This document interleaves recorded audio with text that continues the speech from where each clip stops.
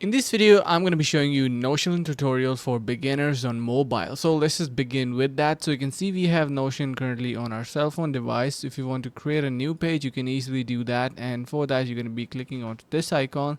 Let's just head over to our home page and close this for now and see how this looks. So you can see we got this interface ready and we can easily use it. So if you click on these three dots, you can also change your default start page settings. You can show and hide widgets. You also got new AI integration, so that is something really cool. If you click on these three lines, you can see your private your projects ongoing that you were using. You have your templates. So if you want to start with a template, that is an option as well. You can see over here we got a couple of templates. Let me just go back.